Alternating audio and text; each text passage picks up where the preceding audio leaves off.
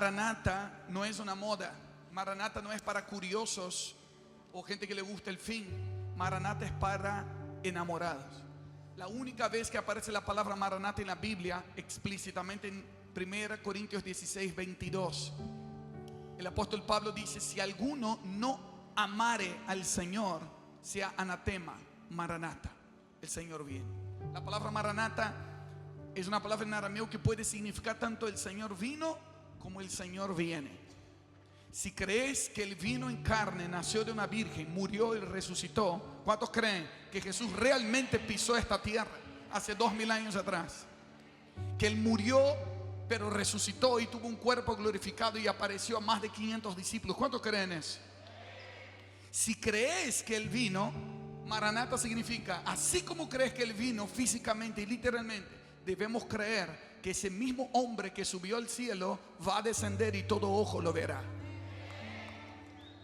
Visiblemente, físicamente, Jesús va a regresar y va a reinar para la tierra, en la tierra, y reinaremos con Él para siempre.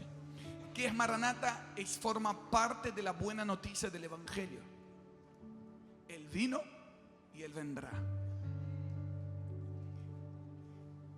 Y la clave de poder entender el fin de los tiempos es una expresión que aparece en la Biblia muchas veces, que se llama el día del Señor. Diga conmigo: el día del Señor.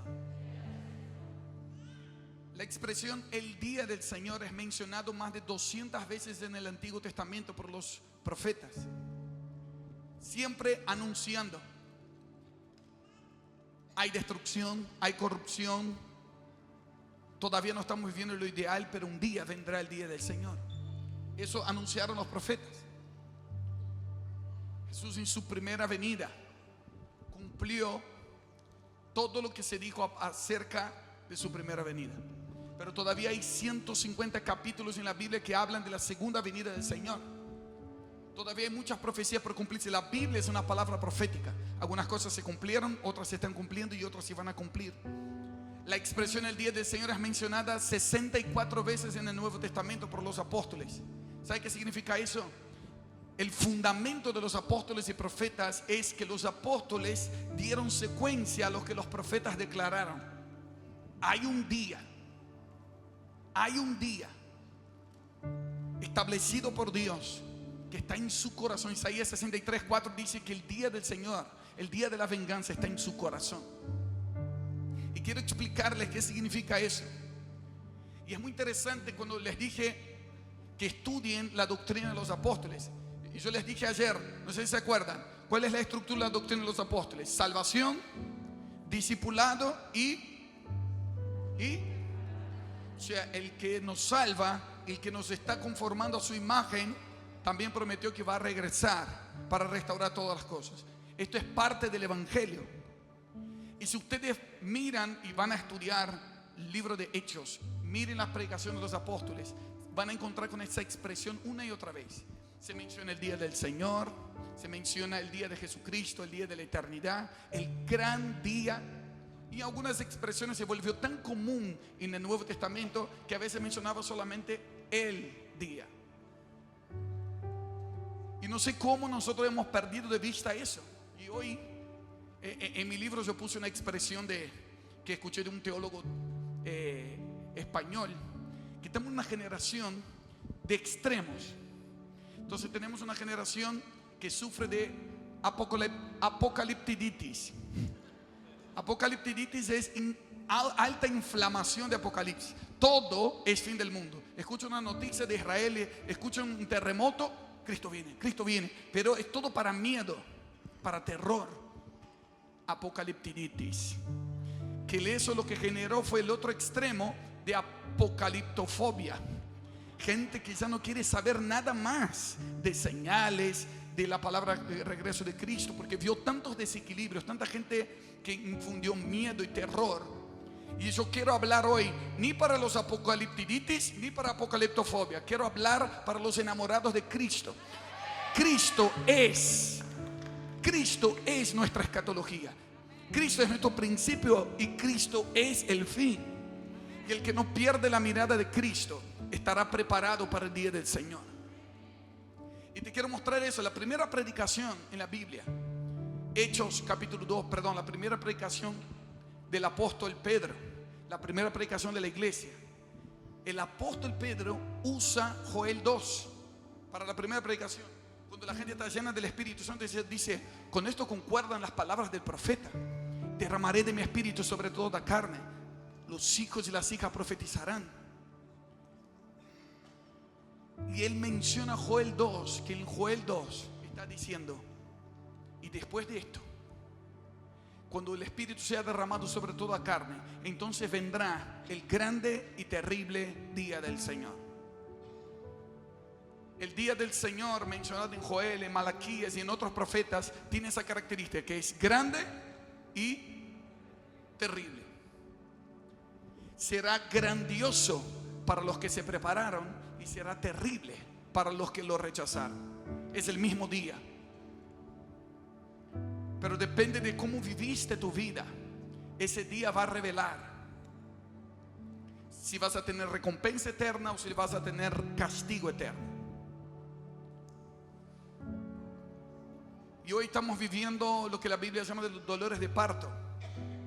En este exacto momento 2025 tenemos 11 guerras sucediendo al mismo tiempo. Tenemos 61 conflictos estatales activos y un montón de rumores de guerra, incluso de un rumor de guerra mundial. Tenemos el antisemitismo creciendo como nunca antes. Tenemos el Islam creciendo. Europa está siendo completamente islamizada. Hezbollah se está instalando en toda América. La ciencia está aumentando. Daniel 12 dice: la ciencia aumentará. Tecnología, inteligencia artificial, todo eso, cumplimiento de profecía. Y también dice la palabra que en los últimos tiempos habría mucha apostasía en la iglesia, caídas, vergüenzas públicas, corrupción y gente que perdiendo la fe. Todo lo que estoy diciendo, ¿ya lo vieron? ¿Se dan cuenta que está sucediendo o no? Entonces yo no vengo acá con apocaliptiditis y decir que todos son señales inflamadas, pero sí quiero mirar las escrituras de una manera sobria y no ignorar que el día del Señor está cerca. Y el fin sí interesa, porque mi entendimiento del fin va a modelar mi estilo de vida en el presente. Quiero que digas eso conmigo. Mi entendimiento del fin modela mi estilo de vida en el presente. Todo ser humano tiene su escatología. O sea, escatología es el estudio del fin. Todo ser humano, no digo creyente, todo ser humano tiene su entendimiento del fin. Por ejemplo, el que cree que después que muere se va a reencarnar, eso es escatología. Cree que hay con su fin, y de acuerdo a lo que cree de su fin es como vive en el presente. Entonces algunos se quieren portar bien para que en la próxima vida, no sé, sea un perrito bueno. Cada uno cree la locura que quiere.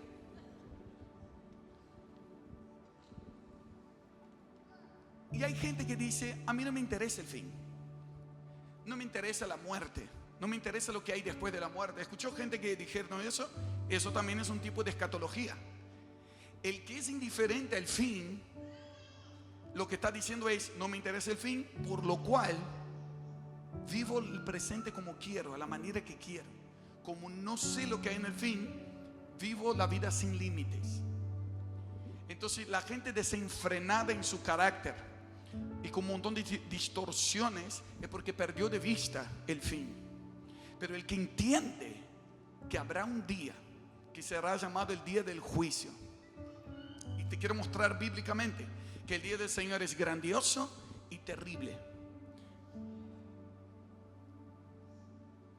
Hechos 17, versos 30 y 31. Quiero que lean eso conmigo. Hechos 17, 30, 31.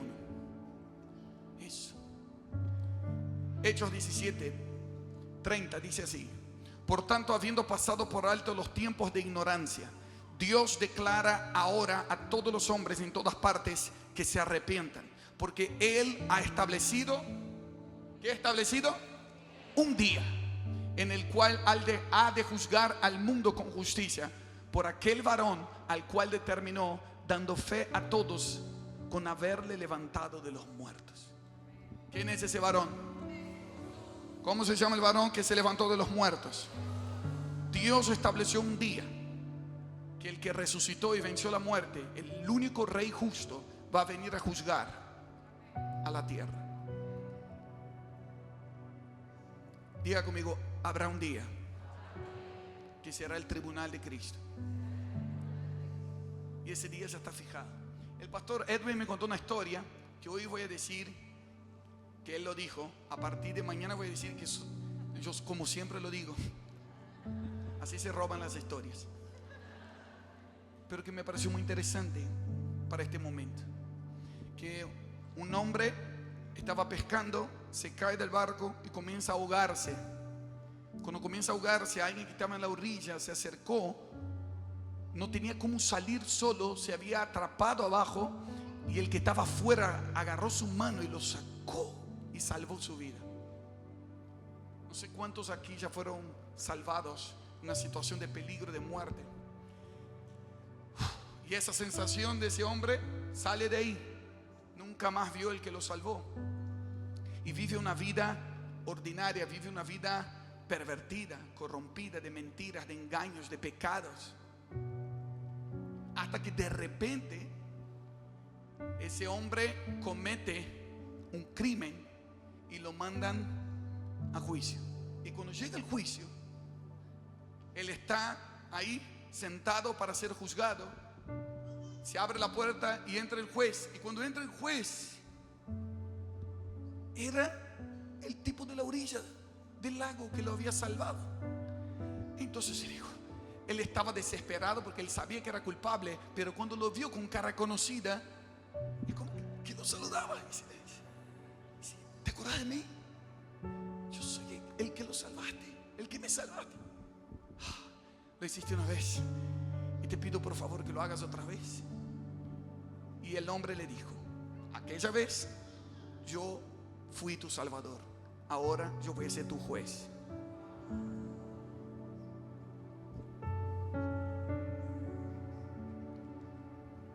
Él vendrá, pero ahora ya no en un burrito, él va a venir en un caballo blanco. Él ya no vendrá como el Jesús de The Chosen, él vendrá con ojos de fuego, listo para reinar sobre la tierra. Tiemblen las naciones ante el Rey justo. Ahora, eso es mala noticia solamente para el que está debiendo algo. Pero para el que vive una vida recta delante de Dios, para el que vive en Cristo, en la verdad y con un corazón arrepentido, que te llamen al tribunal, que el juez te convoque, es una buena noticia. Es como alguien que tenía una herencia retenida y de repente sale tu cita y el juez te manda a llamar, y eso es una buena noticia porque lo que estaba retenido ahora se va a liberar. Entonces el día del juicio para los santos y para los que se prepararon, para los que tuvieron un corazón arrepentido, será un día de recompensa, donde vas a recibir recompensas eternas.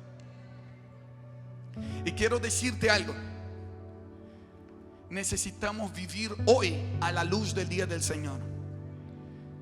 Romanos 13, 11, 12 dice: hagan todo esto conociendo el tiempo, que ya es hora de despertarse del sueño, porque ahora la salvación está más cerca de nosotros que cuando creímos. La noche está muy avanzada y el día está cerca. Por tanto, desechemos las obras de las tinieblas y vistámonos con las armas de la luz. Segunda Pedro 3:12 dice: esperando y apresurando el día del Señor. ¿Qué debemos hacer ante el día del Señor? Debemos esperar, pero no esperar con los brazos cruzados. Debemos esperar y apresurar. Porque cuando entendemos el día del Señor, no nos produce escondernos en el templo. Cuando comenzamos a entender que va a venir el día, eso debería producir aceleración. Nos apresa y nosotros apresuramos los procesos. Escuchen eso, pongan atención en eso. Entender el día del Señor no nos debería atemorizar, nos debería acelerar. Y por eso estamos terminando este entrenamiento hablando del día del Señor. No para que nadie se vaya con miedo, sino para que a partir de ahora aceleres los procesos en tu vida. Y te voy a dar 4 motivos o 4 áreas que necesitamos acelerarnos. Entender el día del Señor nos acelera. Diga conmigo, entender el día del Señor me acelera. Y hay 4 cosas que el día del Señor nos acelera. Entender el del Señor nos acelera a la santificación.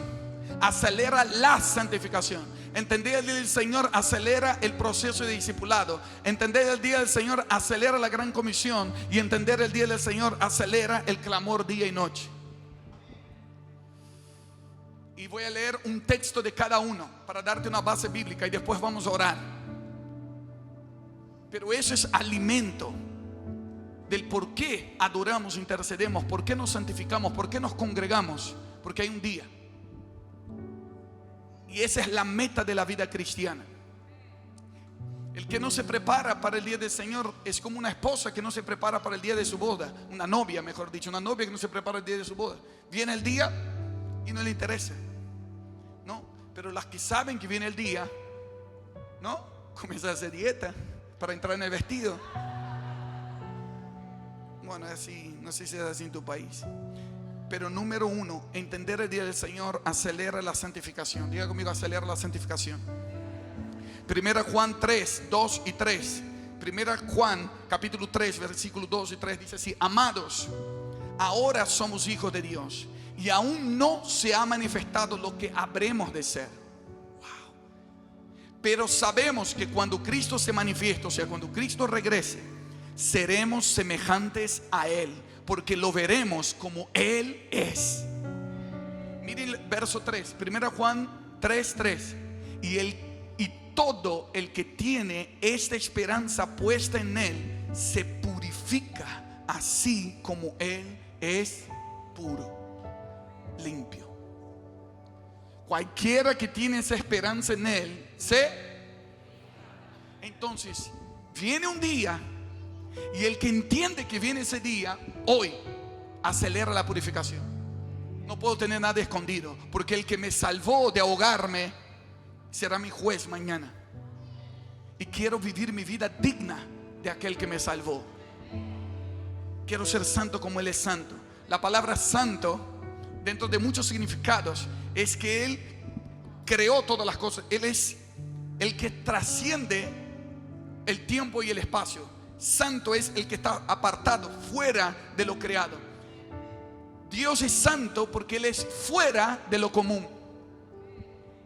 Y Él te dice: quiero que seas santo como yo soy santo. Él te dice: quiero que vivas una vida fuera de lo común. Es normal para los demás embriagarse, entretenerse, distraerse, pecar una y otra vez. Pero Dios te llamó para que vivas una vida fuera de lo común. Santos como yo soy santo. Acelera la santificación. Acelera. El que tiene la esperanza de aquel día se purifica a sí mismo. Número 2, entender el día del Señor acelera el proceso de discipulado. Filipenses 1:6. Mira qué hermoso. Filipenses 1:6. El apóstol Pablo dice: estoy convencido precisamente de esto. Algunos conocen de memoria que el que comenzó en ustedes la buena obra la perfeccionará. ¿Hasta cuándo? ¿Hasta qué? Hasta Él. Y cuando entiendo que hay una línea de llegada, hay un hasta qué, hasta el día vamos a ser transformados de gloria en gloria para parecernos más a Él. Discipulado es obedecer al maestro hasta que yo me vuelva como Él. Todo lo de Dios comienza bueno, pero va a terminar perfecto. Levanta tus manos y dice: Señor, acelera el proceso de discipulado de mi vida hasta el día del Señor. Que quien me vea, vea a Cristo. Que quien me escucha, escucha a Cristo. Quiero amar como Cristo, quiero servir como Cristo, quiero perdonar como Cristo, quiero reaccionar como Cristo. Cristo en nosotros, esperanza de la gloria que ha de venir. Entender el día del Señor acelera el discipulado. Número 3, entender el día del Señor acelera la gran comisión. Mateo 24:14 dice: y este evangelio del reino se predicará en todo el mundo como testimonio a todas las naciones, y entonces vendrá Él. No hay fin sin la predicación de este evangelio. Por eso es mentira ilusoria cuando alguien dice, yo no quiero Maranata, yo no quiero que el Señor venga, yo quiero evangelizar, aleluya. Hay mucha gente que me dice eso. No me hables del día del Señor, porque todavía falta mucha gente para convertirse. A mí no me gusta cantar Maranata, yo quiero cantar de evangelización. Maranata y evangelización no están peleados. El que entiende el día del Señor acelera la evangelización. Por eso estamos acá, en un punto estratégico de nuestro continente. ¿Saben? Lucas, Nico, estaba pensando qué profético lo que está pasando. Hay un equipo de Toma Tu Lugar ahora mismo ministrando en México. Hay otro equipo en Panamá y nuestra casa en Córdoba. Tenemos gente ministrando y Joel 2 ahora tocando la trompeta, despertando a los adormecidos y anunciando el día del Señor en Norteamérica, en Centroamérica, en Sudamérica. Nuestro continente se está despertando para el Señor. Estamos acelerando el cumplimiento de la gran comisión. Este evangelio del reino será predicado en todas las naciones y entonces vendrá el fin. Apocalipsis, Colombia. Apocalipsis 19, 7 y 8. Dice, regocijémonos y alegrémonos y démosle a él la gloria, porque las bodas del Cordero han llegado y su esposa se ha preparado. Y a ella se le fue concedido vestirse de lino fino, resplandeciente, limpio. ¿Y qué es el lino fino? ¿Qué es lo que nos cubre de la vergüenza? Las acciones justas de los santos son el lino fino. La justificación de los santos. En otra versión dice obras de justicia. Diga conmigo, obras de justicia. Dentro de la evangelización, dentro del cumplimiento de la gran comisión está obras de justicia nos visten. Quiero contarte algo muy rápido. Se ha contado en otros ambientes, pero me gusta ese ejemplo dentro de Maranata. Antes de la pandemia, Fer y yo teníamos 3 hijos. Después de la pandemia, tuvimos 5. No tenemos Netflix, hacemos hijos. No por eso, es porque adoptamos a 2 hijos. Fuimos a un orfanato, comenzamos a conocer niños. Queríamos adoptar un bebé y llegamos allá y vimos que a los grandes nadie quería. Entonces adoptamos 2, una hermanita de 11 años y un niño de 8 años. Porque yo me identifiqué. Porque yo me siento como los que nadie quería y Dios me adoptó. Este es el evangelio, es el proceso que nos transforma de huérfanos a hijos. Y de verdad, hermanos, les puedo decir que yo he aprendido más del evangelio en los últimos 5 años con mis hijos nuevos que todo lo que yo había estudiado antes de teología.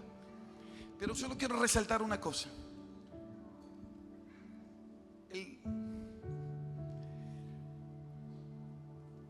Tengo un hijo que se llama Benjamín, uno que adoptamos. Y Benjamín cuando llegó, ¿cómo puedo decir? Con ganas de robar. Le gustaba robar. Le habían enseñado que robar era bueno y producía adrenalina. Con 8 años. Le gustaba robar. Y comenzamos un proceso de transformación. No de decir que no tenía que hacer, sino que comenzamos a darle otra opción.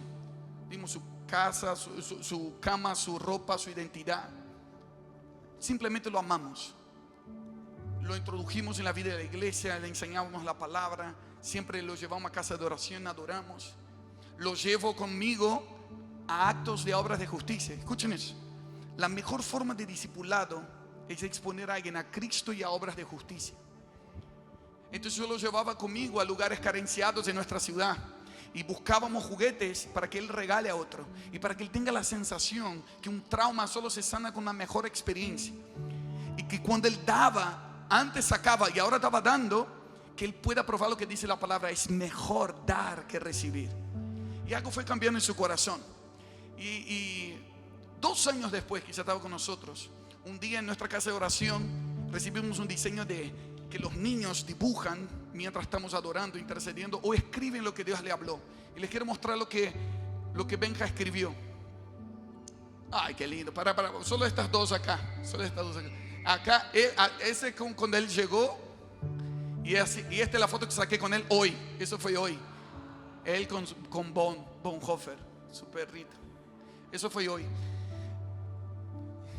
Pero mira lo que... Bueno, leo acá. Vamos por acá. Agradecimiento a Dios. Mira lo que agradeció a Dios. Te doy gracias por la familia que no tenía. Gracias por los amigos que no tenía. Gracias por darme un techo y un plato de comida y un vaso de agua que no tenía. Lo que Dios me habló, Él me habló que voy a ser misionero y a predicar el evangelio por el mundo, y que muera por Dios, y que Él está y estará conmigo. ¿Sabe qué es eso? ¿Por qué le estoy mostrando eso?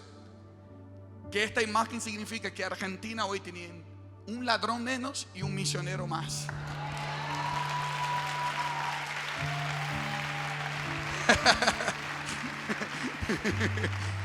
Estas son las anotaciones de una prédica de él, de una prédica que le escuchó nuestra. El que tenga esa esperanza que Dios viene, lo que estamos diciendo hoy, el que tenga esperanza que Dios viene, que se purifica a sí mismo. Señales del regreso de Cristo, Apocalipsis, horno de fuego. Chiquito, no sé qué entendió de eso. Pero entender el día del Señor acelera procesos de discipulado, obras de justicia que transforman vidas de verdad. Pero ¿saben qué? Lo que quiero decirles es que cuando adoptamos a Anto y Benja y yo estaba saliendo del orfanato con Fer, ese día me pasó algo, que un chiquito llamado Lautaro, de 10 años, cuando yo estaba saliendo al auto, entrando al auto, él viene, agarra mi pierna y me dice: llévame también contigo. Ay, hermano, no me puedo explicar lo que mi corazón sintió. Yo dije: no puede ser. Y le miré a Fer, y Fer dijo: ya estamos llevando 2.